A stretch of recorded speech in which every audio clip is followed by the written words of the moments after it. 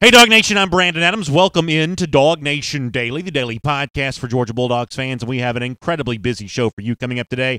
We'll bring on a special guest later on. He's going to tell us how UGA can truly improve its pass rush for the entirety of the season and maybe build on what we saw Saturday night against Vanderbilt. We'll talk to our buddy Mike Griffith. I'm going to make an interesting comparison between an area in which Georgia seems to be excelling right now in which Alabama doesn't necessarily feel like it is. And we'll give you some picks for the top games coming up this weekend, including a little bit of an early look at Georgia and Murray State. And I'm going to start the show in, I guess, kind of an odd way. I want to defend Quay Walker for the Tennessee hat toss that became a bit of a news story yesterday. So let me do all of that next as DawgNation Daily, the daily podcast for Georgia Bulldogs fans, begins right now. Presented by DawgNation.com, this is DawgNation Daily, the daily podcast for Georgia Bulldogs fans. Here's your host, Brandon Adams. I mean, we are absolutely loaded on today's show. Later on, I'm going to bring on a special guest, someone who's never been on DawgNation Daily before, but who has incredible insight into some of the things going on with this program right now. We'll do that later, and I'll tell you more about it. I've also got a pretty important update on DawgNation Express. As we expected, the response to this has been overwhelming, so I'll give you an update on where we stand here coming up with that in just a couple of minutes. Interesting comparison between Georgia and Alabama as well here within the next couple of minutes, one that actually favors the Dogs. I think you'll like this. We'll get to that too. So we're going to try to cram a lot into the next hour.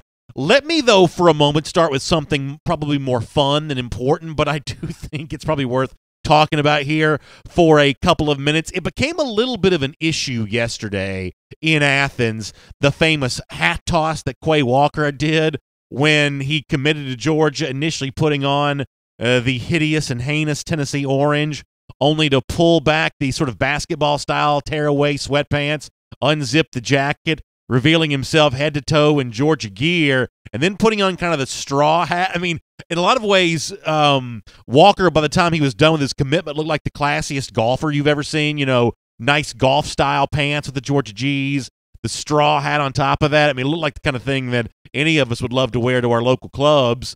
And that's what Walker was decked out in when he committed to Georgia. And it was a big deal at the time. There's like a million internet memes about this. I think there are all kinds of like Twitter handles and things like that, sort of built and based off of what linebacker Quay Walker did when he first committed to Georgia. And Walker, we talked about him on the show yesterday about reasons that have nothing to do with the hat toss, because he played a lot versus Vanderbilt, seemingly played well, and you know, in a linebacking core that's trying to build itself up and be one of Georgia's strengths this year, Walker seems to be in the middle of all that right now, especially with Nakobe Dean battling a little bit of an injury.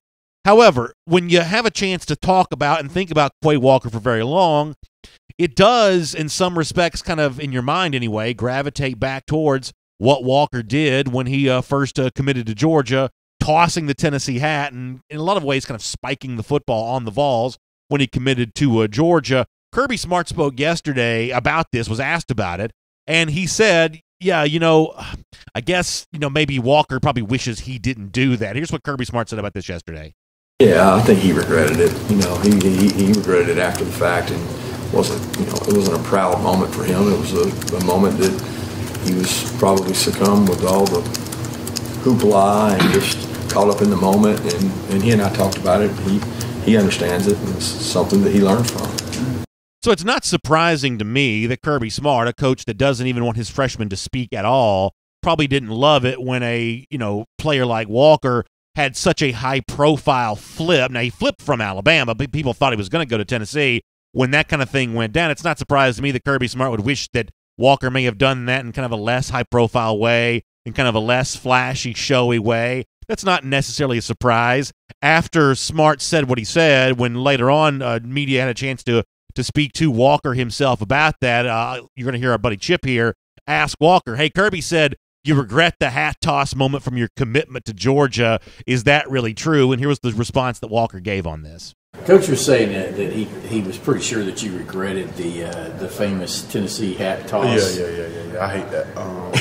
To be honest with you, I hate talking about it, but I know it's going to be something that's going to be brought up for the rest of my life just about. But looking back on it, I think it was very immature of me doing that or whatnot. But at the same time, I'm just a kid from a small town that was just happy to be where I was or whatnot. Of course, a lot of people thought I was going to Tennessee, but I still have respect for Coach Pruitt and everything, and to the University of Tennessee and whatnot.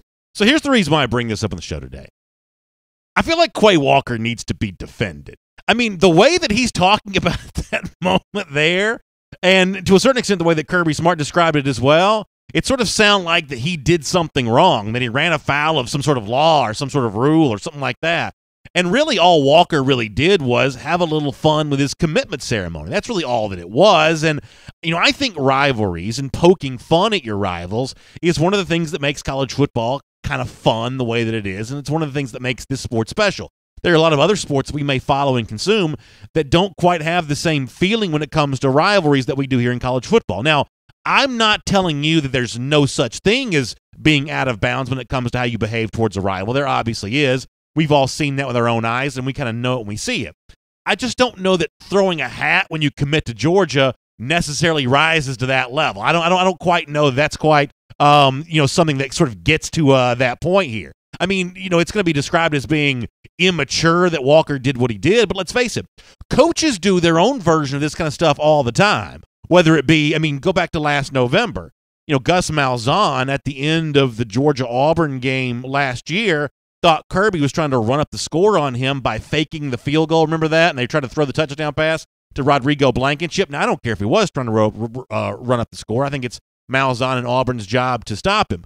But, that was definitely an instance of Malzahn thinking that Kirby was spiking the football on him in a rivalry game that Georgia was about to win. So a player doing this with his own commitment ceremony, I don't necessarily think is the kind of thing that really any of us ought to be scandalized over. And I am fully aware that the door sort of swings both ways on this. In fact, I think we can probably point to, and you can check your own notes, and one day maybe we'll compare ours together, where maybe it seemed like Georgia might have gotten played in certain recruiting battles from time to time here and there.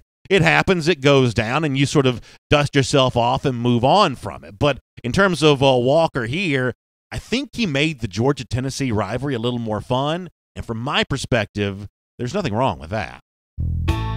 My name is Brandon Adams. This is DawgNation Daily, the daily podcast for Georgia Bulldogs fans. Hello to you, and thanks for being with us, no matter how you get to us today, live on video. And obviously, there's a lot of different ways to get to our show on video, but I want to take a moment to say that, for those of you who watch the show on Facebook, I know there may be a little bit of an issue lately with, like the sound cutting out or something like that. I can tell you that's nothing on the DawgNation end of things on that. Sometimes Facebook can be a little bit of a finicky video platform.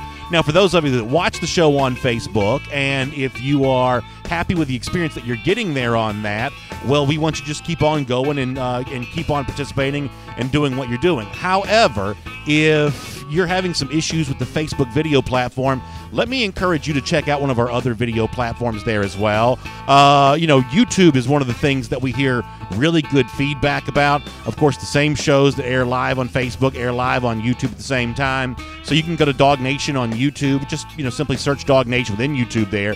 You can find out more about that and watch DawgNation Daily or any other of our other video products live on YouTube every single day. So if you're having an issue with some of that kind of stuff, make sure you check out DawgNation on YouTube. And by the way, don't think I haven't been noticing this. The Twitter audience on video growing by leaps and bounds, becoming a legit video platform for DawgNation Daily as we continue to blaze new trails in terms of how we deliver this show to everyone every single day. So we appreciate your support of that. And, of course, our radio and podcast friends, Athens Sports Radio 960 The Ref, love being on the radio with them this morning. And I do that every Wednesday morning. Of course, our show airs at noon there every single day. And in a podcast, however you find them, including the world-famous DawgNation.com. Really glad that you are with us. Let me take care of a couple pieces of housekeeping, and I'll try to make this really fast because I know we got some other stuff we want to do.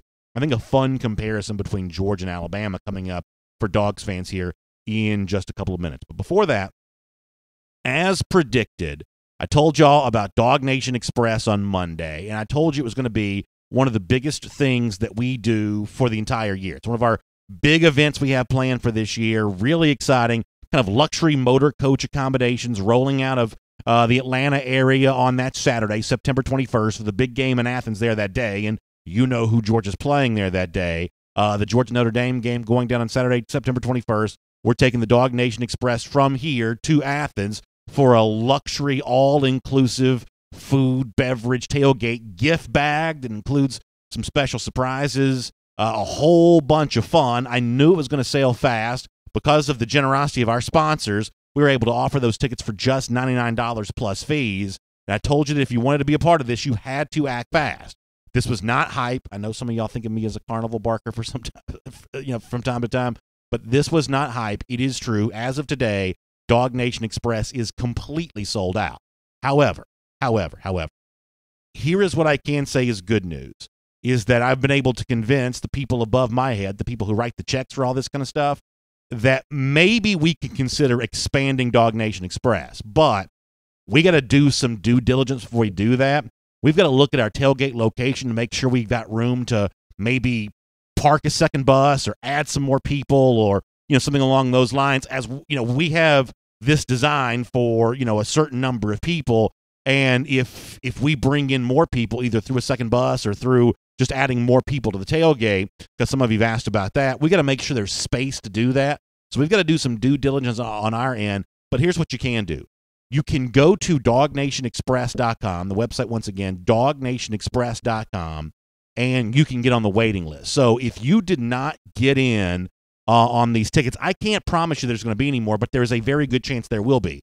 You've got to go to DawgNationExpress.com, get yourself on the waiting list, and we find out about how many more people we can accommodate, how much more space we have room for, kind of reconfiguring the setup maybe a little bit, trying to make room for another big group of people. We will make that announcement. I hope to be able to make it very quickly before the end of this week. But as of right now, what I can tell you is the waiting list is open if you did not get in on the first wave of DawgNation Express. That's really good news on that. Reason that I'm having Chuck on the show today, which I'll tell you more about when we get to it. But here is why this is going to be valuable for you. Chuck is, I would say, and many of you would probably back me up on this, the foremost expert on pass rush. He's a guy that's individually coached and worked with a lot of the guys on the Georgia roster, a lot of the recruits that you think of as on their way to UGA. He's doing some work with them. There are guys who've been at Georgia, who are in the NFL now, who've done some one-on-one work with Chuck. If you're looking to see Georgia improve its pass rush, be more effective with its tackles for loss, just be more impactful in the backfield on defense this year, Chuck is the guy who has the blueprint for how that's going to get done. So I'm looking forward to having Chuck on the program a little bit later on. And, of course, we'll have Mike Griffith, as always, coming up in a couple of minutes. Before that, let's go around the doghouse here. It's brought to you today by our friends at Engineered Solutions of Georgia. And coming off Saturday for the Dogs, there's a lot of hand-wringing about what Georgia was not quite perfect at. And what I want you to know is, and I did say this, it was either Monday or Tuesday, that while we're going to make a list of the things that Georgia needs to get better at between now and the games that really matter in December, January, and the rest of the season, that really all the elite teams, for the most part, are doing this. Oklahoma loved its points total on Saturday against Houston. Sunday night against Houston, but worried to death about its defense. That's an example of a team that was great in one area, not great in another. Another team, and this was probably going to hit a little closer to home for Georgia fans, that kind of feels the same way right now, is Alabama. Now, Alabama, from a final score standpoint, dominated Duke, winning the game easily. They covered the spread, big number. They covered it nonetheless.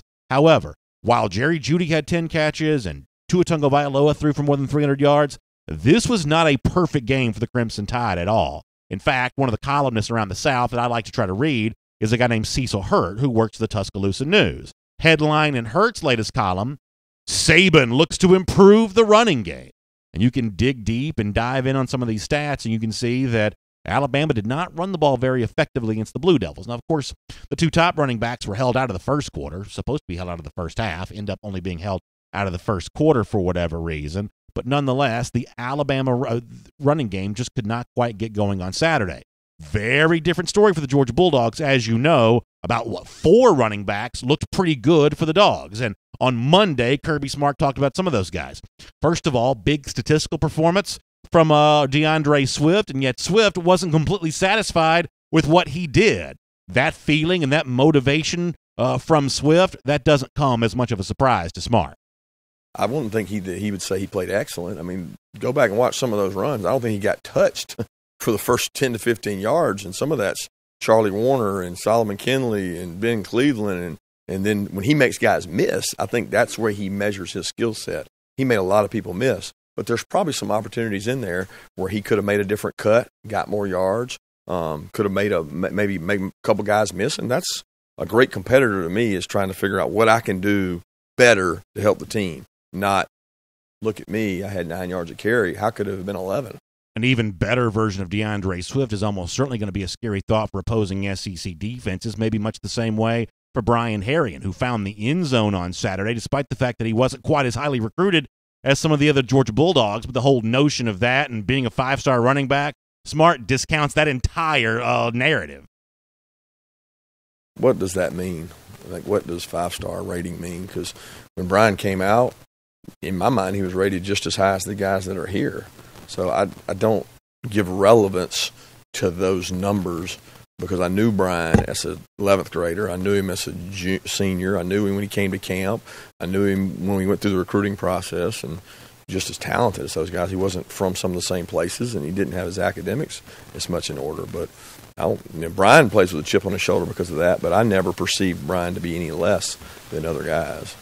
And you could go on to say complimentary things about Zamir White, who made his debut on Saturday, and James Cook, who was used very creatively in a lot of ways for the UGA offense. Right now, the Dogs seem to have 4 running backs they feel very confident in playing. And while we're making comparisons between Georgia and some of the top teams around college football, that is a comparison that matters. There's some aspects of the Dogs right now that are trying to get up to the national championship standard. But there are a lot of teams, maybe Alabama included, who looks longingly at the Georgia rushing game to say, man, I wish we had of some of what UGA has when it comes to that. Important point to remember as we go around the Doghouse, brought to you by our friends at Engineered Solutions of Georgia. I've told you before that my friends at ESOG, they are a solutions-based company. That means when there is an easy fix to your problem, they are going to provide it. But when it's more complicated, when it requires more work than that, you want smart people doing it. That's why you want ESOG, because they have 2 full-time engineers on staff. You can trust them to do the work that needed to be done in a satisfactory manner. So if you're dealing with a cracked foundation or a wet spot in your basement, any kind of water kind of coming into your house or the crawl space or anything like that, that can be the sign of something serious. You want someone smart doing the work for you. That's why you want Engineered Solutions of Georgia. Here's how you get in touch with them. Dial 678-ESOG now. That's 678-ESOG now. Dial up Engineered Solutions of Georgia, and they will take good care of you. They're great friends of DawgNation, and they'll be good friends of you. Make sure you give them a call. Dial 678-ESOG now. All right. It is the pass rush specialist, Chuck Smith, coming up later on in the program. For more on what happened this past Saturday in Nashville, though, and more of what to expect this Saturday against the Racers of Murray State, let's talk to our buddy Mike Griffith right now. From Athens and across the SEC or wherever the recruiting trail may lead, here's a DawgNation.com insider. Say hello to Mike Griffith. Good coverage from him coming off of the weekend in Vanderbilt, and now a couple days' worth of paying attention to Georgia practice is always interesting to get that insight from Athens. Mike, happy morning to you here. Welcome back to DawgNation Daily, and hope you're doing well. Good, yeah, thank you.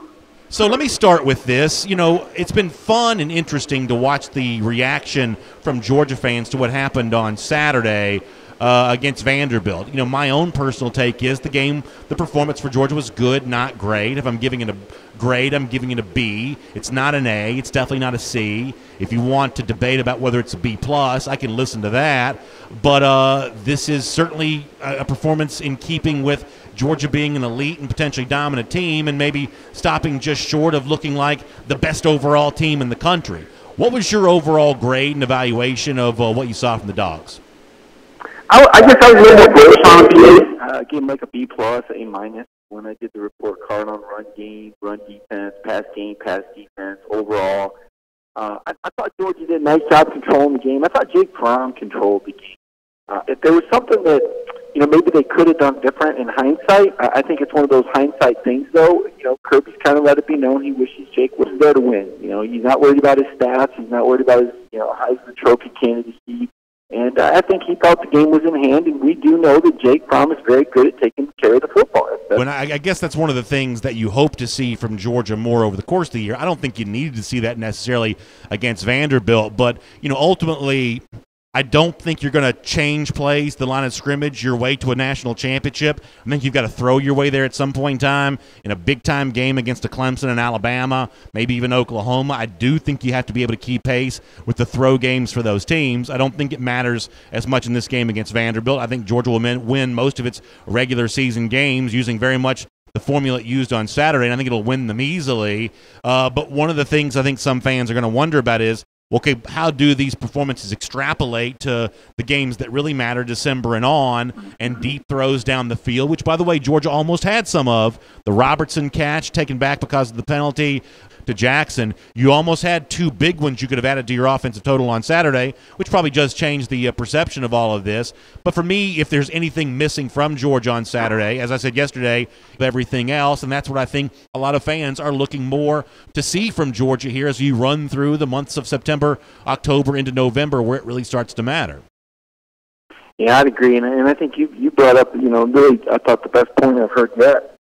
Here, Georgia talked about trying to get the ball to their playmakers, and, talking out of one side, and then on the other side of the mouth, they say they take what the defense gives you. Well, which one is it? At some point, you're going to have to get the ball to your playmakers, so why not work on that early is the question. And I guess, on the road in the SEC under the lights, maybe that's not the time to do it. Let's face it, the only way Vanderbilt was going to have a chance in that game is if Georgia turned the ball over or started going 3 downs and out.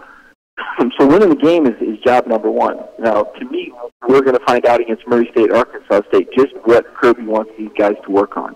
There's no reason not to be throwing the ball in the fourth quarter and working on your passing game. Because let's face it, Jake has got to get in sync and get trust with George Pickens downfield and with Lawrence Cager downfield and with Matt Landers downfield. I thought last year, BA, that Jake was a little reluctant to go downfield on down and distance. Early on, I documented the struggles that they had, even beyond the statistical norms, on 3rd and 7 or longer. We were calling it 3rd and foul. And I just didn't feel like he trusted Riley Ridley to the extent that he did Javon Wims the year before. And that can't happen this year. I mean, by the month of November, as I said, waiting for November, Jake's got to be able to complete passes to George Pickens and Matt Landers and Lawrence Cager downfield blindfolded. I think now's the time to work on it. Well, the one thing I'm not going to do, though, is make any kind of strong evaluation on how Georgia's going to perform on 3rd down based on a small sample size. That's what early season is, especially one game. That's a very small sample size. So I'm not going to make any kind of statements about that. And we'll get more into the wide receiver situation in a moment. But just as a way of kind of, responding to what you said there a moment ago, I think one of the interesting takeaways from Saturday was, George Pickens was on the field a lot. When you're playing that much in your first college game, especially when it's on the road, especially in the SEC, that means you're part of the game plan. So I think that actually foreshadowed something good for him and Georgia both on Saturday. What seemed to be a concerted effort to get Demetrius Robertson involved from the get-go to start the game. I think that also speaks to the way that he's leapt and grown going back to his first year on campus a year ago. So while Georgia lost a lot from its receiving core from a year ago, there are a lot of individual reasons to feel pretty good about this core right now. So I do think, the throw game sometimes is about chemistry. I don't know how much of that you can develop when you're only doing 7-on-7 stuff in the summer. It may take some real 11-on-11, real football action to truly develop that. And I saw, even though the overall passing game numbers weren't great on Saturday, I saw a lot of reasons why they might be before the season's done. Oh, I totally agree. I don't think you can help but be pleased. And, the head coach is most pleased when they're blocking well on the perimeter. And, we saw George Pickens absolutely do that. And Kirby indicated that Matt Landers did too, and that Matt also played special teams. So those little things, those little areas that Kirby Smart insists on, we call them little things. He thinks they're big things, and he's the head coach, so that's what matters. But the things like blocking on the perimeter, being willing to play special teams, the things that can prevent a freshman from getting on the field, we saw George Pickens do that. And we've seen that Matt Landers has grown into more the kind of player that Kirby wants. And, it's a shame about Kearis Jackson because I thought, he had the start and he had a very good game going. Certainly, I think everybody was happy to see Demetrius Robertson make that first catch and make it a touchdown. And I think we've known what they've had in Tyler Simmons. So Eli Wolf was a pleasant surprise as well. BL mentioned this. Eli Wolf sprung 2 touchdowns with blocks, from his fullback position on the 1-yard line. And then he had the open field block on James Cook's 18-yard touchdown run. So I saw a lot of positive signs from those receivers and tight ends, and those were the 2 areas on offense that I think we were most concerned about in the offseason. Let me talk about one more thing before I kind of get into the Kearis Jackson injury, which you kind of brought up there. I talked about the Georgia running backs a moment ago, and if you're looking for areas in which Georgia compares favorably to national championship contenders like Alabama, the running game right now is probably one that Georgia has the edge on. Bama threw it all over the yard against Duke, didn't necessarily run it all that effectively. By comparison, Georgia got 4 running backs involved and involved well versus Vanderbilt on Saturday, which will be an interesting thing to watch. Just the development of these guys, DeAndre Swift included, who was a big part of what goes on against the Commodores. But it still leads to a coaching decision of who do you use and when do you use them and how much of the 2-back set do you use, which we kind of saw a lot.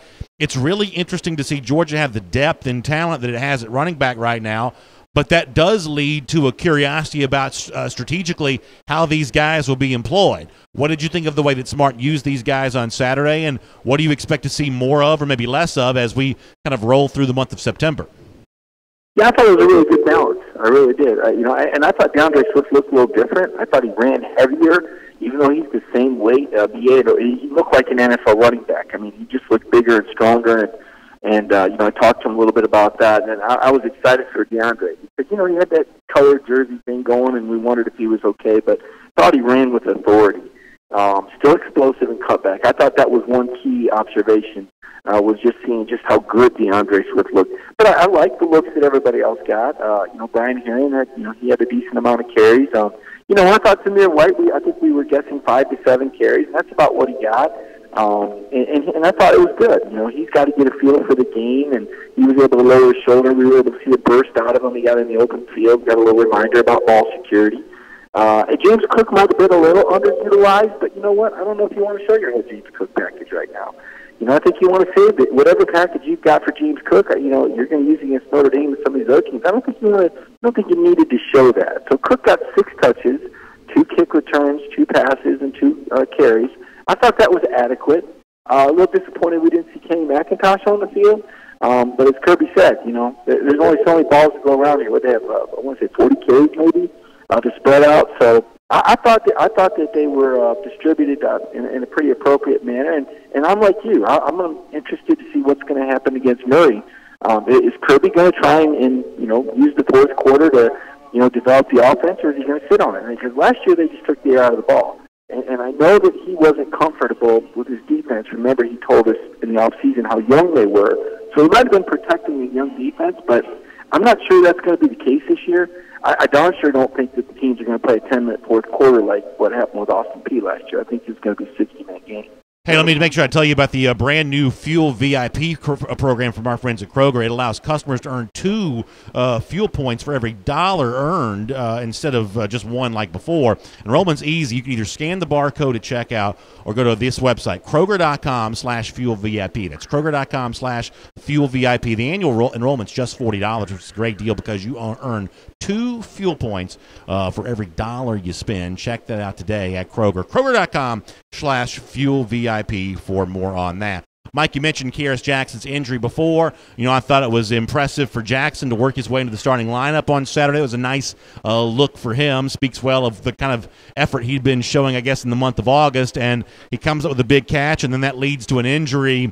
I know Kirby offered a bit of an update on this yesterday. What did you make of, both, I guess, Jackson before the injury and now the disappointment of knowing that he's going to be off the field now for a couple of weeks? Yeah, it's a big loss. You just hope he's back for November, waiting for November. But yeah, I was just as impressed as you were with Kearis. I mean, he had a great start to the game. He looked explosive. He looked really good with the ball in his hands after the catch. I think he's a guy that Georgia fans should be excited about. He kind of got in the doghouse a little bit last year, but he's another weapon. Even more depth. We weren't really counting on when we were reeling off the guys that we were thinking could be impact players. I don't know many people that had Kearis Jackson in their top 3 or 4, right? He's a little bit further down the list. So the question now becomes, is Dominic LeBlaylock ready to answer the bell? I mean, he made the bus trip, but he didn't get on the field. We haven't seen a whole lot from him. Kirby keeps saying he's doing a good job, but we haven't seen him on the field yet. So theoretically, this should move Dominic LeBlaylock up in the rotation, and we should see him catch the football and do some things against Murray State. Also, BA, I know that James Cook has lined up in the slot here and there for Georgia in the past, but seeing him there yesterday, you kind of wondered, could we see a little bit more of this now if their slot is not as deep as other receiver positions? And can you afford to really do this with James Cook? And I think the answer is yes, because Kirby Smart has said they want to find different ways to get James Cook the football. And I think lining him up in the slot is one more way that you could do that with James. And if you feel good about Samir, and you feel good about Brian, and you feel good about DeAndre, maybe Cook lines up a little bit more in the slot than was originally planned. Michael, it'll certainly be an interesting thing to watch this Saturday against the Racers of Murray State. We'll look forward to your coverage. Thanks for being with us here today on DawgNation Daily. Appreciate it, B.A. Have a great one. So good stuff there from Mike Griffith, who's apparently joining us from the bottom of Lake Lanier. I don't know if he's taken up spelunking or what. I know there's a lot of caves in and around Tennessee. Maybe driving back from Nashville, Mike went down to the bottom of Ruby Falls or something like that for his phone call today. But it's always good to have him as a part of DawgNation Daily. By the way, while I have a minute, can I do this for a moment? This Saturday is going to be a very special day at Sanford Stadium because it's going to be the renaming of the field, Dooley Field at Sanford Stadium. And I spoke about this when I was on 960 The Ref this morning, that, I think that there's a generational divide when it comes to Dooley. I'm 42, so I am like right square. I'm talking about in the epicenter of the Dooley era. When I was a kid, I stood in line to get his autograph. I would go to picture day every single year. I, would stand there back in the old Coliseum prior to the Butts-Mere Heritage Hall being built and watch that team, walk out of the basketball Coliseum to get on the bus, drive to the stadium. So, Dooley's kind of my guy. For a group of folks younger than me, some of which don't even remember him as athletic director, much less as head coach, the Dooley era maybe doesn't quite mean as much to them. I hope that this week provides that opportunity for folks who are younger and maybe didn't grow up with the Dooley era to get a chance to understand just how significant of a shadow Dooley casts over the Georgia program and how much of the stuff about UGA that's cool today is in place largely because of Dooley's impact as an athletic director and certainly as a 201 wins head coach before that in football. 40 years at Georgia, 25 of that as head coach, really cool. And it's also cool to be able today to say happy birthday to Vince Dooley, who I believe turns 87 today. Is that right? 87 for Coach Dooley. So a really incredible thing to be able to see. I'm really excited about Saturday. I hope that everyone is, and I know that you are. Certainly the overwhelming feedback has been that you are. It's going to be a fun day, and I can't wait for every other game for the rest of my life to be able to say I'll see you at Dooley Field at Sanford Stadium. That's going to be a really fun thing, and it really rolls off the tongue, and it's a great moment on Saturday that makes the home opener all that much more special. Let's take a look around the rest of the league. This is SEC Through. By the way, don't forget, coming up, we have another special guest on our program today, pass rush specialist Chuck Smith, a guy that played for a long time in the NFL, Atlanta Falcons included. We'll talk about Georgia's attempt to upgrade its pass rush here this season. Some of that we saw on Saturday, more of that to come as the year progresses. We'll look forward to talking about that with Chuck, and while I have him on the phone, we're also going to make a pretty fun special announcement too, which I'm really excited about. Before we get to that, let's do our MyBookie best bets here for this week and look ahead to the upcoming week's worth of games. I'll give you my thoughts. We'll do even more of these as a part of our brand new show. We call it Go With The Flow. It's brought to you by R.S. Andrews. Myself, Connor Riley, Mike Griffith is a part of this. Jeff Sintel's a part of this. Our buddy Dari from R.S. Andrews. We kind of all get together and make our picks for the upcoming games. We got great feedback on this show from last week. Episode 2 coming up this week as well, so we'll do some more of that. Let me kind of run through these kind of quickly, though, and I'll start with Georgia versus Murray State. The line on this to start to kick things off was Georgia as a 49-point favorite. I don't know how I feel about that, but the over-under I saw to start this is 61.5. I don't think there's any way that 61.5 points get scored on Saturday. I just don't think so. Georgia's not scoring 60. Murray State, I don't believe, is scoring 2 touchdowns here, although I'm sure they're going to try to move the ball pretty quick. I think the under is a pretty fun play here, and I'd pay close attention to that. Also, another theme that you're going to hear me talking about a lot is bounce backs for teams that played poorly last week. Let me start with Missouri. Lost at Wyoming. Big home favorite, 14.5 against West Virginia. West Virginia is not good. This is a game in which Missouri bounces back. I know 14.5 seems like a lot. I think Missouri covers this number. When you're favored by 2 touchdowns again, after losing outright as a 2-touchdown favorite the week before, my bookie's telling you something. So listen to them on this. I like Missouri here minus the 14.5 points. I like Vanderbilt to go on the road. I might even take them on the field outright versus Purdue. Catch an 8. I think that's an easy one for the Commodores. Give me the SEC side on this as well. Texas A&M and Clemson. I am very tempted to go underdog here. I certainly want the game to be close because I want to be entertained by it. However, Clemson, the advantage of having an easy schedule is that you can circle a couple of games, highlight a couple games, really focus on them. For Clemson, it's this game, it's the season ender against South Carolina, and it's not much else. Clemson gives A&M its best shot. Aggies don't have the benefit of sneaking up on Clemson this game, especially for Coach Dabo Swinney, who's played the SEC, ACC game all offseason long, maybe smelling blood due to the week for the conference last week, if you followed my alliteration on that. Unfortunately, Clemson probably wins this game by 3 touchdowns. If you force me to pick the game, I'll take the big number with the favorite there. Believe it or not, I think that Tennessee bounces back as well on Saturday. Just because you play the worst game in the country doesn't mean you're the worst team in the country. Don't overreact to Tennessee losing to Georgia State. I think it impacts Jeremy Pruitt long-term more than it impacts him short-term. As I said, before, and as I probably said yesterday, I think this loss takes him out at the knees in terms of building a program that lasts for years and years and years, but they're still going to win some games this season. I think one of those is Saturday against BYU. They're about a 3-point favorite at my bookie, but take them in plus, that and more against BYU on Saturday. LSU at Texas, game of the day. I have been high on LSU all offseason long, and this is the game in which I think that's proven. I think that Joe Burrow outplays Sam Ehlinger. I think this is a national recognition type game for LSU.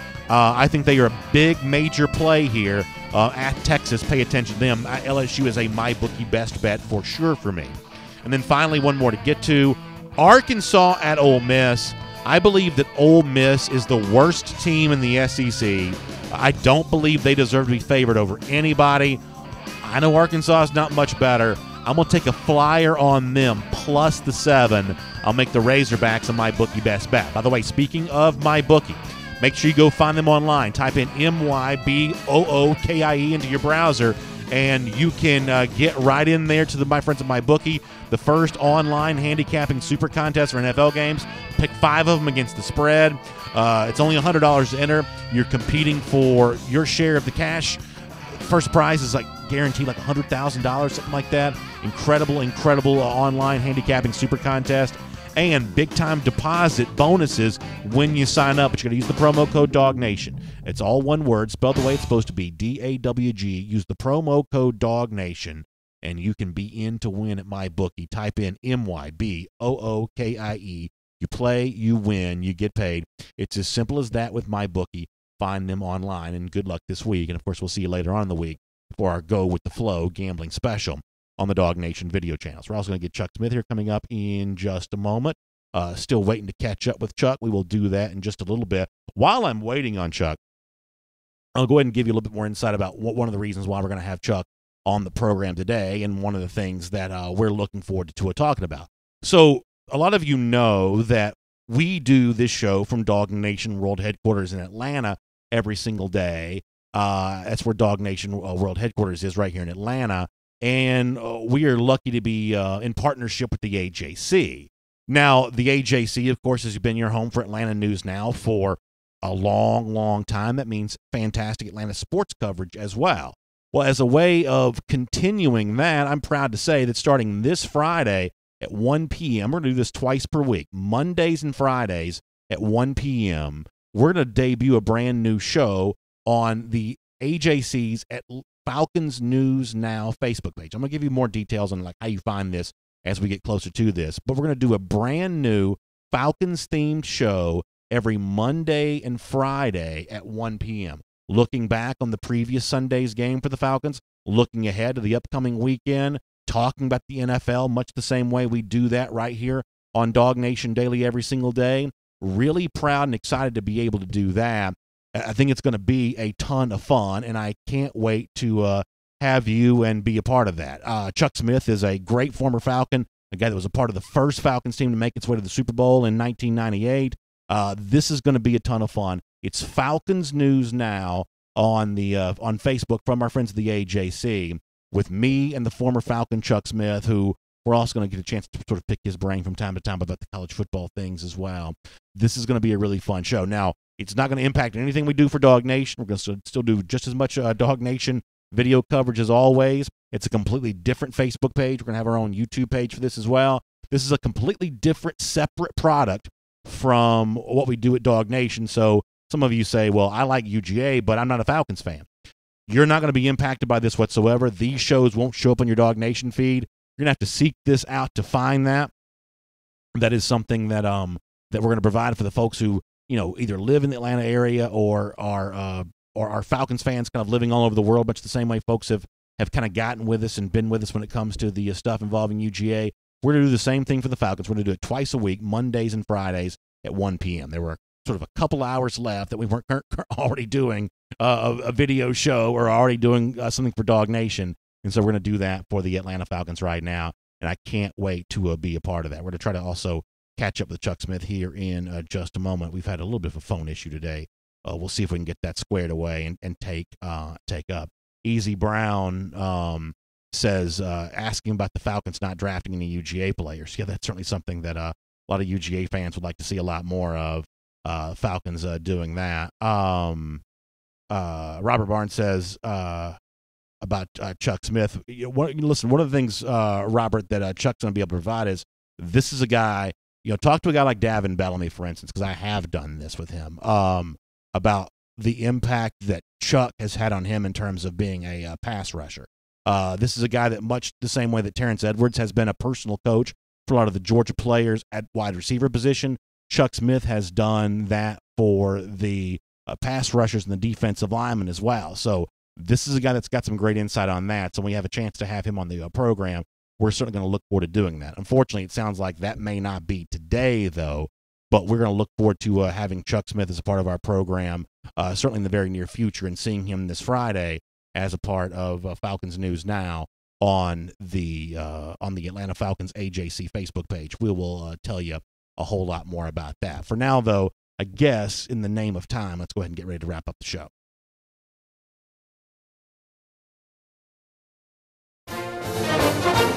One thing I also want to tell you about before we get ready to get out of here today is that we got a big event coming up at Marlowe's, and I don't want you to forget about this and everything else that's going on. Our first Marlowe's broadcast and Marlowe's meet and greet get together for the 2019 season is going to happen Thursday, September 19th at 6 p.m. And it's going to be a brand new location. Many of you have said, hey, you guys got to get out here, come to some of the locations you haven't been to before. Well, one of those we're really excited about being at here this year is the Marlowe's Tavern in Peachtree Corners. It's 5210 Town Center Boulevard in Peachtree Corners. This is a happening location. Peachtree Corners is just one of the really cool suburbs in the Atlanta area, one of the great neighborhoods. And we're looking forward to being there. Myself and our buddy John Stinchcomb will do the Marlowe's match up there live that night, previewing the Notre Dame game, Thursday, September the 19th. Can't wait to see you there. By the way, Gator Hater Updater, how about that right quick? It has now been 1,040 days. We'll see you tomorrow here on DawgNation Daily. All right, so disappointing we weren't able to catch up with Chuck, but I do think that's going to be a fun interview and a good thing to do. We'll do that Friday as a part of Falcons News Now, and if he calls back in the next couple of minutes, we may throw him up here on the phone and talk to him just for a little bit. But for now, let's just sort of plan on him not being with us. He's oh yeah okay. Normally our signal for a guest being ready is a thumbs up. When I said that to Connor, I got thumbs up, which threw me off there. So let's go ahead and move on and plan like he's not going to be here. And if he does join us, we will kind of handle that in kind. Ro Hawkins says, and on video, and indeed it is time to say that right now. Good to have you as part of our program. Huge thanks to R.S. Andrews for making the R.S. Andrews Cool Down possible for you. You know, R.S. Andrews does a lot of things well: air, heating, plumbing, electric. That means that if you're dealing with, you know, some sort of water heater issue, easy for me to say, the old shower's not spitting out hot water the way that it should, certainly R.S. Andrews can get that fixed for you. We talk about the air conditioning stuff all the time because around here it gets hot, and it gets hot in Georgia. You want to make sure your house is as cool as it's supposed to be. The $99 Smiley AC tune-ups there for you on that. My favorite thing about R.S. Andrews is they show up on time. They do the work that's promised, no surprises. During the game, they deliver smiles, and their only question is, how can they deliver a smile for you today? So hit them up online, rsandrews.com. You can find out more about that, rsandrews.com. All right, let's do a lot of comments here on Facebook and YouTube. James Crump says we should put up 40 or more points for the next 4 games. And yeah, listen, I think that 40 for the season's a fairly reasonable goal. I think that's something that you can expect, Georgia to be kind of knocking on the door of. I know Saturday was only 30, but this is a high-powered offense. I think it's going to be. And, I think there's certain things you want to see this team do against the best defenses that it plays. And I think this team has a very good chance to do that. So in terms of, being an offense that kind of matches yards and points with most of the teams in the country, for the most part, I think Georgia's going to do that. I do. By the way, Richard Smith, kind words with the New Falcon Show. Thanks for that, Richard. Appreciate that. Phil Rogers says first play jet sweep by D-Rob for 75 yards. He certainly did that in the home opener a year ago. It was nice to see Georgia using some of that to good effect this past Saturday as well. Easy Gamba says we will put up 50 on Saturday. I wonder about that. I mean, one of the reasons why Georgia minus 49, so these really, really big numbers are very difficult to handicap. But if you want to get serious about this for a second, here's why I think covering the 49 is a possibility for Georgia, although I don't think they'd dial up 60 or 70 or anything crazy like that. I'm assuming that Stetson Bennett's going to play a decent amount, and I know Kirby would cringe if he heard people assuming that, but I'm going to assume that nonetheless. I think Bennett's one of these guys that plays in a rhythm. I think they want to get him some experience. So much the same way he kind of is the star of a lot of Georgia practices, I could see him kind of coming out there and he'll score with him in the game. He's played a lot of football now, either at Georgia practices or a year in junior college.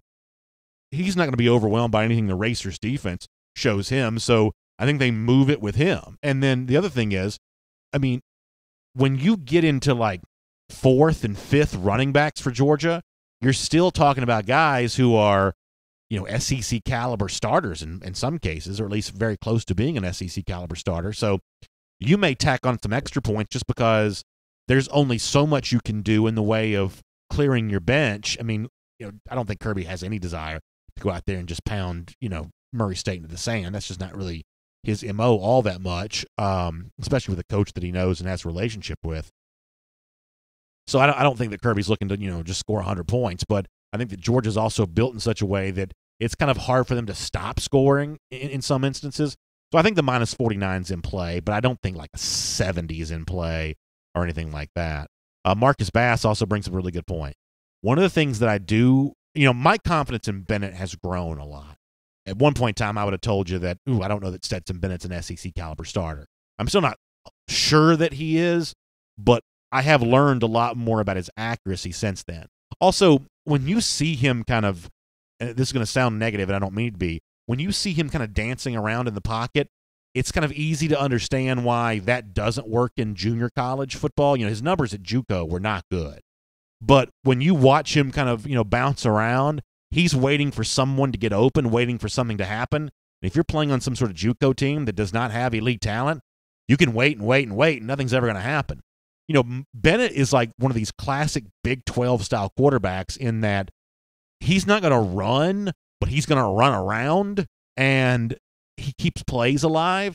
And eventually at Georgia, with the athletes they have at tight end and receiver, someone's going to come open, and Bennett has got a stronger arm than his stature would lead you to believe that he has, and he is accurate. And for me, there's nothing more important than accuracy. Nothing more important than accuracy. Arm strength is well less crucial for me than accuracy is, and Bennett brings that to the table. So I think we'll be entertained by seeing Stetson on Saturday. I do.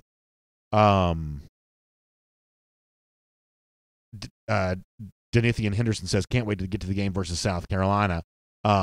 Getting a chance to come see that one. Yeah, that'd be fun. I'm glad you're getting a chance to come to that one. Jennifer Caldwell-Sperlin says Priestley's behind Bennett. Yeah, get a chance to see him probably, I'm guessing, if all goes according to plan, see him a bit on Saturday there as well. And we're still waiting for that medical clearance on Dwan Mathis. Ro Hawkins says, do you think the Dogs will air it out Saturday against Murray State? I don't think any more so than normal. I think that, or are they about 60-40 split on Saturday? My guess is they're about 60-40 versus Murray State as well. I think that's kind of what they are. Easy Gamba, though, would like to see them feature the passing game. I certainly understand why some of you want that to be worked on, but I don't know that you can really work on that all that much against Murray State. You can do it some, but, Georgia is a 50-point favorite for a reason. So other than timing and chemistry, the things that work against Murray State, could just as easily be false positives for what's going to happen and work the rest of the season. So, do with that what you will. Over here on YouTube for a moment, Devin Glenn says both Walkers look good. Yeah, Quay Walker and Trayvon Walker. And at this point in time, I think you'd have to at least assume that there's a really good chance that Trayvon Walker plays this season for the Georgia defensive line more than I thought he would. I'm a big believer in Trayvon's talent. Big believer in his talent, just sometimes unsure about freshmen at the defensive line position. But it looks like Walker's going to be a part of that rotation. G. Grace asking about Chip Towers. You can check out Chip Towers' UGA coverage at AJC. Our friends over there, and Chip does a great job. Carl Bailey says saw where Fromm had the highest rated performance from SEC quarterback this past game. Yeah, that comes from Pro Football Focus. Sometimes I'm not quite so sure what to make of those numbers one way or another. I don't think they're uninteresting necessarily, but in terms of how you sort of compare those to the larger numbers, remember, they kind of put themselves off as a film study evaluation, but they're watching TV feeds to do the evaluation they do. So you got to be careful with that. That, to my knowledge, is not coming from an all 22 type angle. So take some of that stuff with a grain of salt.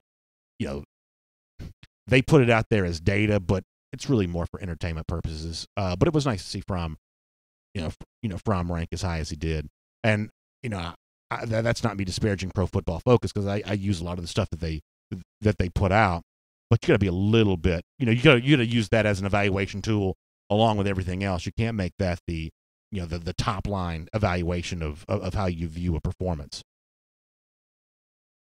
A Green Soldier says, BA, how many different plays did we run? I hear some of the more knowledgeable experts saying we only ran 8 types of plays. That's a really good question. I won't even pretend to know that. It kind of veers back in the direction of, did Georgia slow things down offensively intentionally once it built the big lead? And, I think that's one of those things that you've heard the phrase, the winner gets to write the history. And when you go on an easy win, it's easy to sort of conjure up the notion of, and we didn't even have to do more than what we did after the first quarter. And, maybe that's true, maybe that's not. I certainly won't I won't pretend to know that necessarily. Enrique Murillo says, BA, what are your expectations for Big Play Blay? Many of you remember that was a nickname we've given to a Dominic Blaylock, or at least one of our commenters. Maybe it was Enrique who gave that to a Dominic Blaylock. I think that Blaylock could have a big game. I know he didn't get involved on Saturday, but that doesn't slow down what I think is a guy that's going to be a part of the rotation involved for Georgia this season. And unfortunately, the Kearis Jackson thing happened on Saturday. Injuries are a part of the game. And as much as I hate to say this, and some years you're a little bit more lucky with injuries than not, but there are going to be other injuries for Georgia this year. So certain guys are going to be thrust into their opportunity because someone else gets taken out of the mix. We don't know who it is, and you can't protect really fully against any of those guys kind of getting in or getting out of that. We don't quite know how all that is going to go down. But at some point in time, I think that Blaylock's going to have his number called, whether it's this Saturday or not. I think he'll probably rise to the occasion when that gets a chance to go down. I would say Connor Riley joins us. And I've talked a lot about Blaylock, and I'm not going to spout off on him anymore. Just given, we didn't see him play on Saturday, and I do kind of think that is telling of where his standing was with regard to that sort of wide receiver rotation. And, I've written about him as much as anyone. I know Kirby has continued to say good things about him, but both him and George Pickens are the two players I am most interested in seeing what their sort of production and roles are in this game, because these next couple of games, Murray State and Arkansas State, if there's ever a game to really learn what you have in these two freshmen, it's 2 games. But I would add to this, though, while you have to acknowledge that from a pecking order standpoint, Blaylock starts the season below a lot of guys, the great thing about Georgia, and this is good for Blaylock individually, or if you just have Blaylock on your fantasy team, or if you went to Walton High School and he's your personal favorite, the great thing for the pro Blaylock crowd here is that Georgia is not a static situation when it comes to playing time. We see a lot of changes over the course of a season for, guys that climb and sort of, they rise up, they fall back down. This is a very fluid situation with kind of who's, in which pecking order and which is not. Now, we notice some positions more than others. Kirby Smart addressed this last year. When Eric Stokes overtakes Tyson Campbell, in the starting lineup at cornerback, that gets a lot of media coverage. But Smart said at the time, y'all, this kind of stuff happens at a lot of positions. Sometimes it's defensive line, for instance.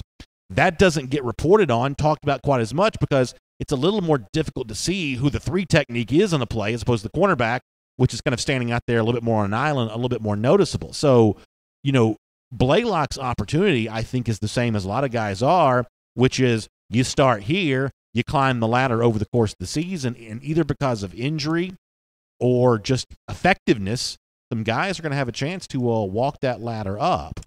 Let me get one of these comments here on YouTube for a moment. There was one I wanted to read. Blast it. I can't find it. Double R says James Cook is a touchdown waiting to happen. He is an interesting weapon, and I know some of y'all think that I wasn't giving enough credit, but when it comes to like a skill set and a weapon to use, Georgia using him well is something that I certainly think is an interesting opportunity for the team this year. It's the Shadow Assassin who I want to read. He says, BA, do you think Fromm will throw it deep against harder opponents than Cupcakes? I think it's important to throw deep or just challenge defenses, whether it's 50 yards down the field or 20 yards down the field, all about the same. I think it's important to challenge the defenses of the toughest opponents that you play. I think if you want to think about playing Oklahoma, Alabama, Clemson, Ohio State, it's hard to win those games if your quarterback doesn't win the one-on-one battle between the other quarterback. It's just hard to do that. And Fromm, I think, is very capable of doing that. But it's hard to win if you don't do that. Now, there have been, even in the college football playoff era, less than great quarterbacks who've won national championships. I would say, though, that if you look at their numbers, they actually played really, really well in the moment. So, not every quarterback who's won the championship in the playoff era is a name we'll remember 100 years from now, but they played well for their team when they needed to. So, how much Fromm throws against Vanderbilt probably doesn't matter all that much. Certainly how much he throws it against Murray State and Arkansas State probably doesn't matter all that much. But when you play, certainly Alabama, very similar team, built much the same way you are, Fromm's got to outplay Tua that day. And, Georgia's built a little bit different than Clemson. It's built far different than Oklahoma, but you got to be pretty close to outplaying those quarterbacks in those games as well. I think Fromm's capable of doing that, but that's his job. And I know there's been a lot said about him changing plays the line of scrimmage. I think that's really, really important. I still think making a big throw is more important than changing a play at the line, but I understand that not everyone is necessarily going to feel that way. You want to respond to this? Go ahead, because I want to read William Lee's comment in just a moment. Go ahead. Yeah, I don't know if we're going to get an answer on that, just because I think Georgia's going to be so good at running the ball this year. They're not really going to try and throw deep consistently unless they absolutely have to. And I don't know, other than maybe Alabama and Clemson probably, I don't know how many teams are going to be able to force Georgia into doing that. So I really don't know if and when we're going to get an answer, other than maybe the 3 or 4 times a game he takes a deep shot. Now, and that to me is a big thing. And we keep going back to what if the D-Rob situation wasn't a hold? I don't know if it was a real hold or not, but what if it was? But what if it wasn't a hold? And I don't know how much the hold helped. I guess what I'm trying to say is I don't know how much the hold helped the play develop. Sometimes holds are crucial to allowing the play to develop, and sometimes they're not. I don't know on this one way or another. But what if that's not a hold? That's one of your deep throws right there. What if the Kieras thing doesn't lead to a fumble? That's another pretty big passing play right there too, which kind of changes that situation as well. I've told y'all, and I think I started saying this in like February, January. I don't need 1 million more throws a game. I need 4 more attempts, and I need 2 of them to be deep completions. So from that standpoint, you would have had that on Saturday. However, there were a lot of misfires in addition to that I think got to be cleaned up. But there's plenty of time to do that, and you only really need it in a couple of games. But in those particular games, I do think you truly need it. William Lee brings up a good point that I will admit that I had on my mind just a little bit. This is like the second time in like the last 3 weeks there has been a lot of buzz about Zachary Evans doing something, and ultimately, unless something changes in the next couple days, it ends up not happening. I'm just saying, people, don't get your hopes up. Just, if it happens, it happens. But, you know, we've consistently seen all these rumors and whatnot regarding Evans. If it happens, it happens. We both, just about every plugged-in recruiting expert expects if it does happen, it's still going to be a 15-round bout. Give me 2 seconds. All right. Let's see. That may be Zachary Evans right there, right now. He may want to do this live on. He may want to do this live as a part of DawgNation Daily. Obviously, I'm just kidding. It'd be a huge surprise if Zachary Evans did indeed call in to be a part of the program. That'd be a pretty significant surprise. But nonetheless, I thought Williams' comment was very interesting because I kind of had been thinking the same thing, that I'd heard these rumors. Some of y'all had brought them up to me. Hey, wouldn't surprise me if, Zachary Evans did something here pretty soon. And I just don't quite know what to make of that. It's one of the reasons why I've been a lot more skeptical about him. I don't have any inside information. I have none. All I'm doing is, reading the same tea leaves many of y'all are. I don't really have the inside information on that. But one of the reasons why I've been more skeptical of him than I might be of some of the other 5-star recruits that Georgia is rumored to be in the mix with is because of the fact that there's a lot of smoke that doesn't seem to lead to fire with him. We're going to do more of your comments in just a moment. I do want to bring in a guy that I'm really looking forward to getting a chance to work with. He is Chuck Smith. He is the former Atlanta Falcon, and we're going to do a really fun show together starting this Friday on the AJC's Falcons News Now Facebook page. For those of you that like the NFL, for those of you that follow the Atlanta Falcons, this I think is going to be a lot of fun. It's going to be similar to DawgNation Daily, but an NFL-themed, Falcons-themed show, and there's no better person to do that with than the former Falcon himself, Chuck Smith. Chuck, welcome into a DawgNation Daily. We really appreciate you taking some time to be with us, and boy, as I've told our audience, I can't wait for a chance to talk some NFL and some Atlanta Falcons with you starting this Friday. I think it's going to be a great season, and I think it's going to be great to be able to provide this coverage. We appreciate you being here today with us to kind of celebrate that fact. Well, I really appreciate it, Brandon. I look forward to talking some Falcons, and it's going to be fun, really fun.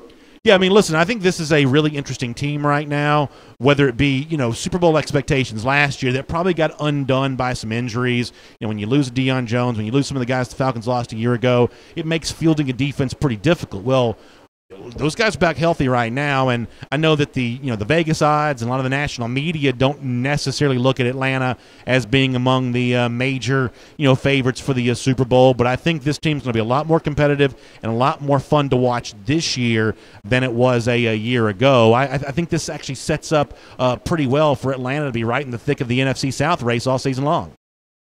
Well, I agree with you, and I think this team's done a good job of putting together a good nucleus of talent over the years, and now they're matured. This is their time. And you know what, Brandon? This Falcon team this year, they remind me of 2017, a team that lost in Philadelphia. This team has an opportunity to go far. It's just a matter of if they stay healthy. But to me, this is that 17 team that lost in Philadelphia the year Philly won the Super Bowl. And so, I think they're going to be healthy, and they're going to have a shot to go far in the playoffs. I mean, this is a Super Bowl calendar team. I mean, if anyone says it's not, they're kidding themselves. Well, I think that's going to be fun to watch play out. One of the things I told our audience when you came on the show is I was going to try to pick your brain just for a minute because obviously in addition to being a former Falcon and a guy who's got great insight in the NFL, you're also a guy who works as a pass rush specialist. And I don't use that phrase lightly, but you've probably studied the pass rush game as much as anyone ever has, and you used it to great effect in your own career. Now you're helping other guys kind of follow in the footsteps of where you went over the course of your high school, college, and NFL career. And Chuck, for Georgia, the team that the listeners and viewers of this show care the most about, this is something that Georgia is trying to get better at. They've had elite talent up and down the board for the last couple of years under Kirby Smart, but they've had a hard time kind of cracking that 30-sack threshold. Even in the 2017 season that went to the college football playoff, this was still not a team getting to the quarterback quite as frequently as some of the other teams around college football are. So a lot of Georgia fans are curious about how they change that, how they get that done. As someone who knows a lot of these players and has worked individually with Georgia players in the past, what would you say to fans who are looking to see Georgia drastically improve its pass rush. What's the pathway for how that gets done? Culture. You have to have a culture of pass rush, meaning it has to be something. When you go on that field, Brandon, when you do individual drill, instead of going to the sled, which UGA does, you got to go to the pop-up dummies. You got to work on the swim, the rips. It's got to be a culture, because now look, being a great pass rusher or a pass rusher that can make plays helps you, because everybody's running the RPOs, everybody's running the spread, so you still got to get off blocks quicker. So the traditional hitters might like, or they might not like, Brandon. Kirby ultimately is a DB-minded coach. So from what I see at Georgia, on third downs, it would always be coverage. On third and long, a lot of times they would rush 3. They wouldn't rush 4. So to me, it has to also, you have to mind frame. Same way with Nick Saban. For years, Alabama never got sacks, right? Because the foundation of this team is coverage. I just think that when you see guys like Tyler Clark come there, who's a 4-star, when you see guys like Ledbetter, who's there from last year, you see Davin Bellamy, Lorenzo Carter, it's not a secret. You got to make it a culture. You have to teach. You have to make it wow. We're going to bring in these passes. You can bring them in. You can bring in the greatest athletes in the world. Georgia, you can bring in every 5-star. I don't care how fast they run. If you don't teach them skills and moves, they will forever be average. And that's what Georgia has right now, a group of average pass rushers, because it's not a culture. And the defensive line coach and the D coordinators need to make it a priority. Let me follow up on that for a moment, because one of the things that Kirby talked about the other day was, and we see this in the NFL, certainly, offenses are designed to get plays off quickly. So when you're working with guys, what is your sort of technique and coaching point with them when the offense is trying to get rid of the football in a second and a half? How does that change the way that the modern pass rush needs to evolve with with quarterbacks and offenses trying to move as fast as they are after the snap now? Well, if the court is coming out at a second and a half, I'm teaching guys to get there in 1 second. How about that? hey, Brandon.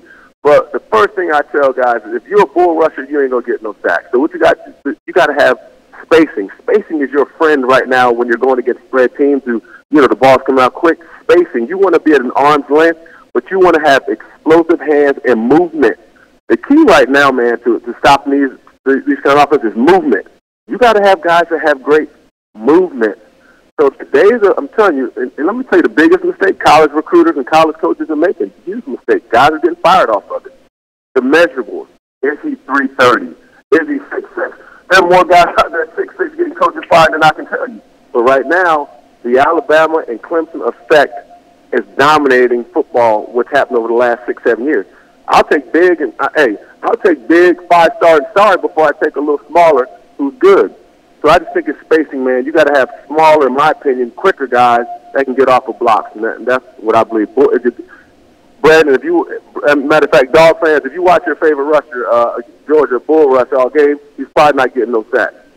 Boy, that's a really interesting point. Let me do one more on this topic, and then we'll get back to the topic at hand and let you get off the air here. I know you've worked with a lot of high school guys. Have you seen Nolan Smith, one of the players that's coming in at Georgia? Is that a guy you know much about, and what can you tell UGA fans about what to expect about him in the future? Obviously, he looked pretty good in his debut. First college game to be all over the field was not a bad showing in your first SEC game on the road there. What can you tell us about Nolan? Well, I love me some Nolan Smith. He's part of the Passwords family. I've had a chance to train Nolan a couple years, man. Work with Nolan. He's unique.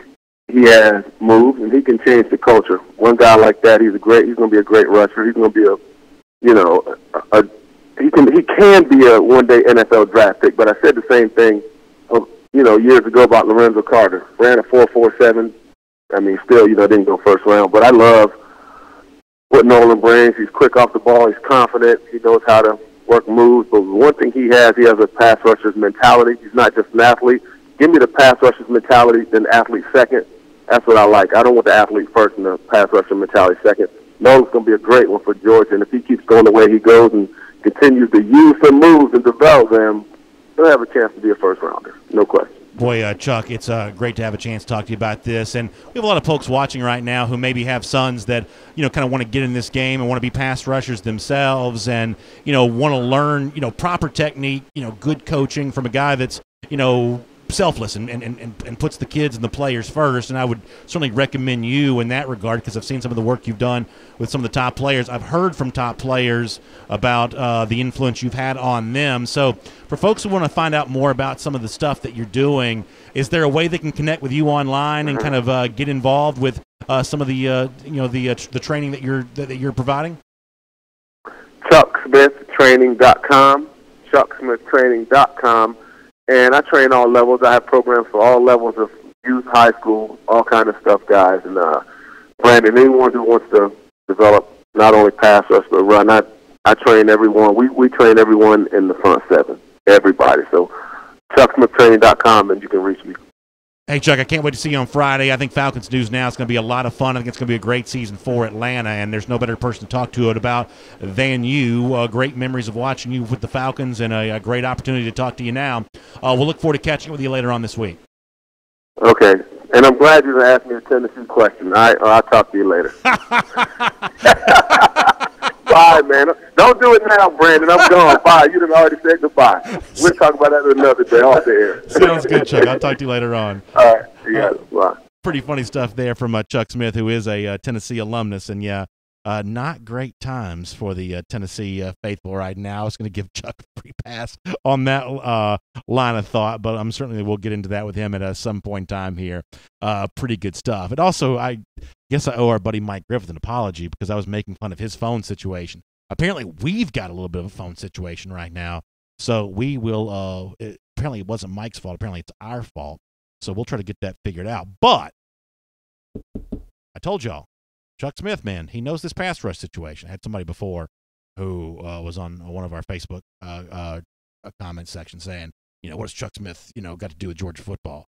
If you're Nolan Smith's personal coach, the guy that taught him how to be a pass rusher or among the influences on him with being a pass rusher, you got an open door policy to come on this program and talk anytime you want to. And I think the need to be more aggressive with the pass rush is a very important issue for UGA.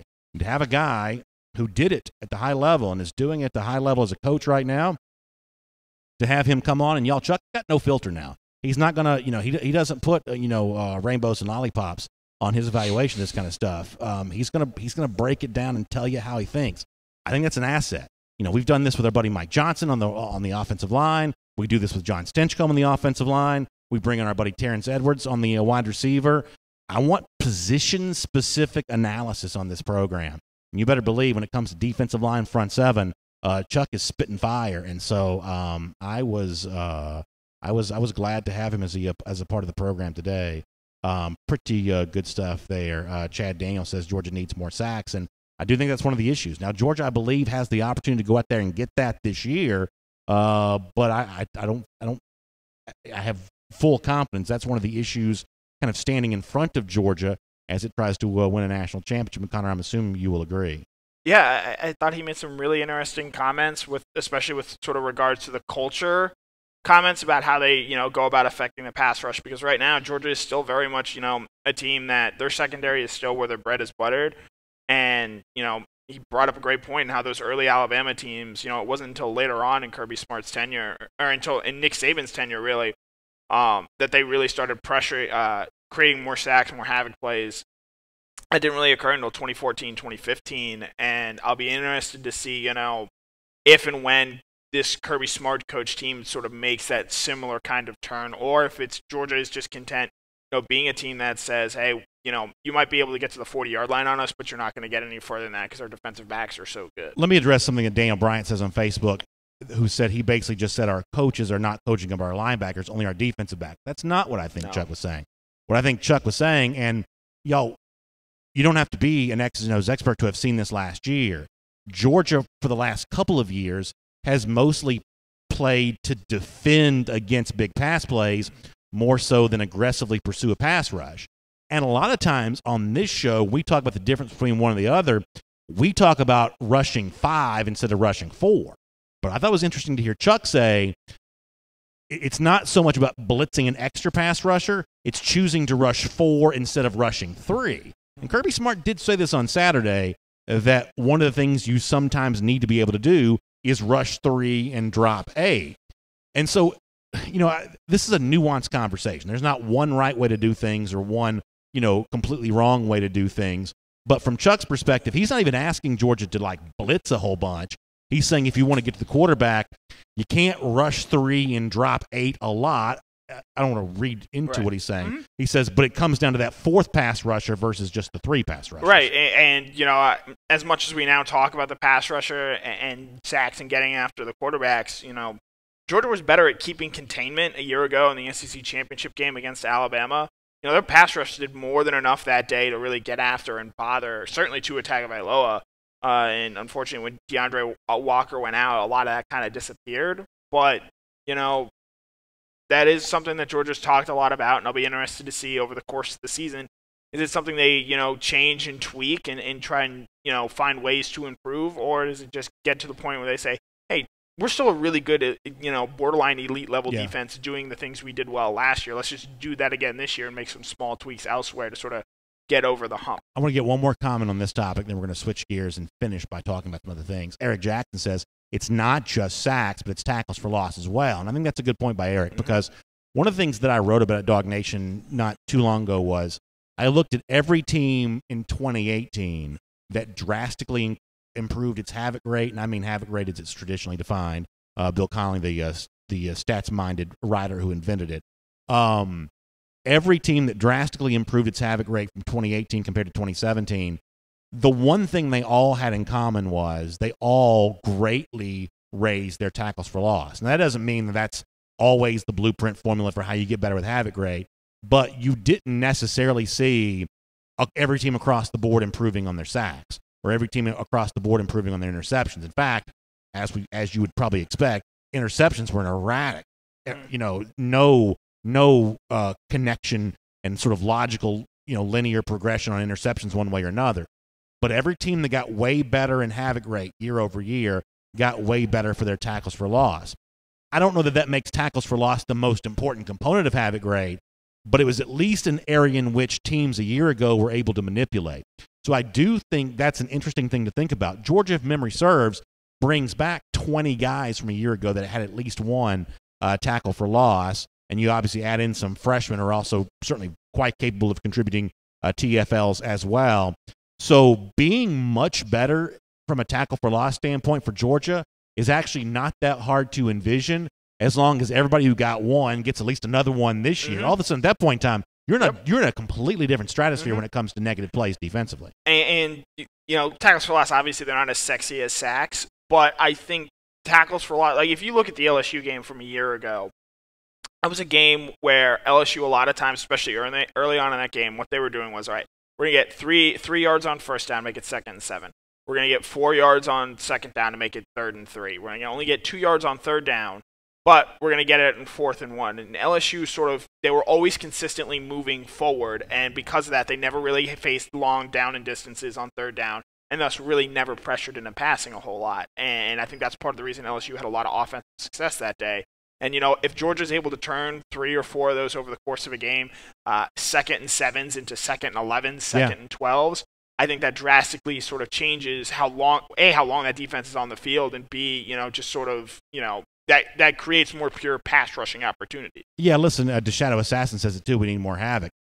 I'm a big believer that because offenses rack up so many yards and points, and watch a really good offense, Oklahoma in the Rose Bowl, for instance. Who's another really good offense that Georgia's played? Auburn in 2017. Watch one of these really good offenses. There's only so much you can do to limit them on a per play basis. Yep. Offenses just move the football these days, even against good defense. Clemson moves it up and down the field against Alabama. Offenses just move the football. You've got to subtract. You cannot hold people to 3.2 yards every single play. Yep. Offenses are going to get their pound of flesh against you. You got to subtract from their total, and that's what tackles for loss and sacks give you a chance to do. How about a different subject to finish things off? Anything else you want to say about Zachary Evans? We were talking about Evans before Chuck joined us, and my feeling on this is And I'm not telling you that Evans is not coming to Georgia. I think there's a 51% chance at least that he does. But the more this could be the week Evans commits, and then if that doesn't happen, the more I start to wonder if, boy, when there's this much smoke and it never materializes into fire, I sort of wonder if I've been the victim of a smoke bomb. So I don't know how closely you've been following this sort of Ezekiel Elliott thing. A little bit, yeah. Reports were all over the place this past week and a half. Oh, he's close. It's not that close. Still major hurdles. Everything to go. And then eventually the deal did get done. It got done this morning, and he's probably, much to my detriment, because I'm playing against him in week 1 with one of my fantasy teams. Much to my detriment, he is probably going to be on the field for the Cowboys this week. Yeah. I feel like, these constant updates, trickles out rumors around Evans are a lot like this Ezekiel Elliott thing. It's all just sort of noise that people want to, and because there's also sort of an absence of other stuff to talk about with Georgia recruiting right now, and we're just waiting for sort of the next domino to fall. Some guys have basically said they're definitely waiting. Yeah. And you got nothing. There's nothing else to report. You know what I'm saying? Right. There's a certain handful of Georgia would-be commits who are going to take official visits and are going to go through their process, and then almost 100% sure they're going to commit to Georgia. There's just nothing left to report on these stories. What's the phrase you like to use a lot? There's an appetite for the news, but there's also sort of right now an absence in this vacuum for it, so stuff sort of fills the air. The appetite for news is here. The availability of news is down here, and there's in the vacuum. There's always in the space in between. There's always going to be a problem. What was I going to say? Oh, along those same lines, this didn't fit into the show today. It just would just be cramming in, one more ornament on the Christmas tree, and it would have toppled over. The most interesting thing that Quay Walker said yesterday was when he was asked by a reporter, when did you know you were coming to Georgia? And he knew in like November 18th. And he gave the specific day. And that just goes to show you, how quietly some of this kind of stuff happens, because maybe others of you were less surprised by this than I was. I remember being quite pleasantly surprised when Georgia really won with Quay Walker, and that thing had been done for a while. And so one way or another behind the scenes, as most of you are aware, this stuff just kind of rolls through quite differently. Quay Walker, Georgia flipped him from Alabama, but it was not the first time that Georgia had been able to flip Mr. Walker. I don't know if you were able to listen to the whole thing. It's on the DawgNation YouTube page. Yeah, you got to check this out, yeah. We've got, Jeff does those Georgia homegrown videos. We're going to be doing one on him. And I had asked him, growing up in Georgia, does it make playing for Georgia any more special? And he actually said, I didn't grow up a Georgia fan, but as I got older, I sort of realized the importance of, of what it means to play for this state. And he said it was hard to envision himself playing elsewhere. But he said that the team he grew up rooting for was actually your most detested Florida Gators. Really? Cordele, Georgia, representing Florida? Don't tell me that. Yeah. But hey, Georgia flipped him. He's a good guy. Well, good. All in all. Yeah, everybody's got their conversion story, and it's nice to know that he found the light. Let me go back over to Facebook. Does anybody else have anything they want to say here? John Chappell on Noah Sewell. I don't know what to make about that one, John. I don't know. I would say that typically thinking it would be very hard to get a guy from Utah who has strong West Coast ties to come to Georgia. And,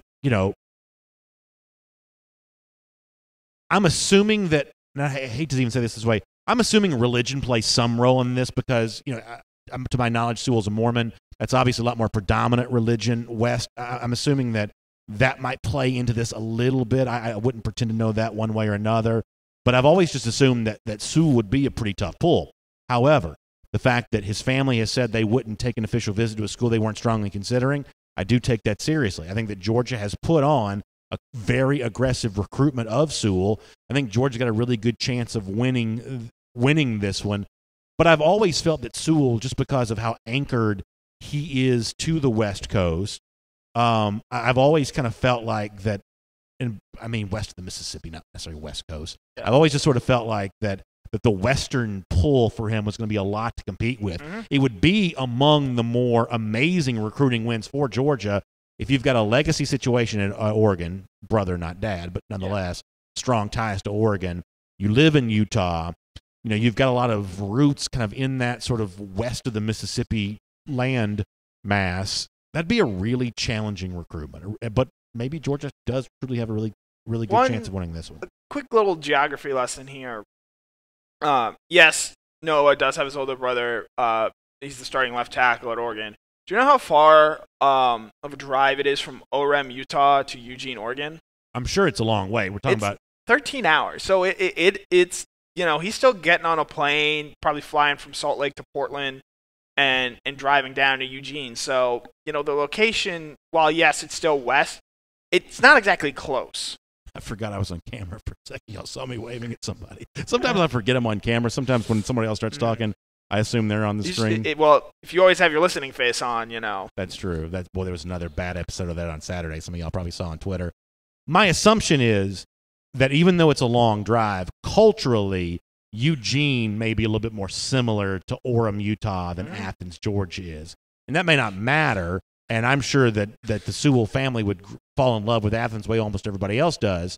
But I just am assuming that Oregon feels a little bit more like home because, I've traveled out west. I've been out there. The land looks different. The people act different. The West and the East, certainly the Southeast, it's almost like two different countries. I've got some family and friends who live out in Utah, and with the liquor laws there, sort of the Mormon religion and all that. Athens is a very different place than certain aspects of Utah. For sure. What else? We need to get off the air. Yeah, we need to get off the air. Any final thoughts, Connor? You were in Athens yesterday. Anything else you want to say? I actually thought Quay Walker, because we led the show with him, I get why he did it, but I thought he made some really good points, especially both on the hat toss, but also, he didn't play a whole lot his first year, and he was pretty honest and open about how he struggled with that, and, how it relates back to the hat toss, until he really becomes a star and a well-known name and a guy known for his, college football prowess, that hat toss, unfortunately for him, is the thing he's going to be known for until that happens, and you can kind of tell that, why he, in his own words, hates talking about it, because it's probably right now the thing he's most well known for. And I can understand no one wants to be defined by one sentence. Everybody wants their Wikipedia page to be this long. Nobody wants to fit on the tweet. And I certainly understand that. I guess my point off the top of the program, and I promise we're getting off the air. Yep. I guess my point off the top of the program is I don't think that's the kind of thing he should feel bad for. Yeah. I just think that college football is in fun. I'm a pro wrestling fan. So much of college football is just pro wrestling. It's just this guy's the good guy, this guy's the bad guy. But, y'all, for as much Gator hater stuff as I do, I've got friends who are Florida fans. I've worked with people who are Florida fans. It's not like I'm constantly in their face about Georgia all the time, because some of this is just in fun. On this show, a lot of y'all will put in comments. We'll kind of argue back and forth over stuff a little bit. If we saw each other in person, we're not arguing over this kind of stuff, because I don't fight with rival fans in real life. I don't argue with people in real life. I don't do any of that kind of stuff in real life. There is a degree to which throwing a Tennessee hat on your commitment ceremony, that's not real life. That's just the thing you do for the show. Right. And that's kind of what college football is about. I know that's kind of is it meta? That's kind of a meta thought, but that to me is what this is. Sound too. What if he did get a sack and he threw the hat again? That'd be perfect. I was happy to see him play on Saturday, because I just think it's he played well too. I've told y'all before that I love undrafted guys trying to make the NFL, or I also love guys who have to wait at Georgia, staying patient, and then having it pay off. Walker's one of those guys. That's really cool. All right. One tiny thing. We talking about Sewell, and Jeff's brought up how Georgia does not have a guy like him in their inside linebacker room. Georgia does not have another guy of Walker's size and measurables that can play that inside linebacker position every down. Seeing him up close, it is striking how much taller and bigger he is. Guys like Monty Rice and Tay Crowder. I will say that this is kind of semi-creepy sounding, but he looked good out of pads yesterday. You see these guys in uniform, they all kind of look the same, but seeing him kind of, in a interview situation, I wasn't there, I just saw the video, but seeing him just kind of stand there, he looks pretty good and just no pads. That's impressive looking guy. All right, get your Atlanta news now at AJC.com. It's the place to go. Stay up to date on what's happening with Dorian. Braves staying hot, winning again. Told you about our Falcons show coming up on Friday. D. Orlando Ledbetter, our buddy, It's got great coverage of the Falcons at AJC.com. Good stuff on Dooley this week.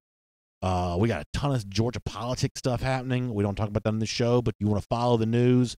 Atlanta News Now. Check in throughout the day because the news changes throughout the day. So stay up to date and in the know for your own water cooler. Some phrases are hard for me to say. Water cooler chatter. Stay up to date with that. Atlanta News Now at AJC.com. You'll have a great day. I'll see you back here tomorrow as part of our R.S. Andrews Cool Down. And, of course, huge thanks to Dari and the team for making that possible. RSAndrews.com and DawgNation Daily tomorrow morning at 10 a.m. We'll see you then. Have a great day, everybody.